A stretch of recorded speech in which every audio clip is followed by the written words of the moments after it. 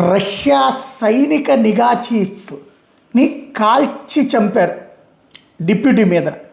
Vladimir అలెక్సియన్ ఒక ఇప్పుడు మనకి ఈ జొమాటోలు స్విగ్గీలు ఇట్లా వస్తాయి కదా ఇంటి దగ్గరికి, అలా వచ్చినటువంటి బాయ్ రూపంలో వచ్చి ఆ వచ్చినటువంటి అతను ఫుడ్ డెలివరీ అని చెప్పేసి తీసుకుంటున్న సందర్భంలో జరిపినటువంటి కాల్పులలో అక్కడికక్కడే చనిపోయారు. ఇది ఉక్రెయిన్ ప్రోత్సాహంతో రష్యాలో ఉన్నటువంటి తీవ్రవాద సంస్థ. సాధారణంగా ప్రపంచవ్యాప్తంగా తీవ్రవాదం అంటే సరే టెర్రరిస్టులు, మతపరమైన టెర్రరిస్టులు పక్కన పెడితే నక్సలిజం ఎక్కడైతే ఉంటుందో అవన్నీ కూడా కమ్యూనిస్టులే నాయకత్వం వహిస్తుంటారు.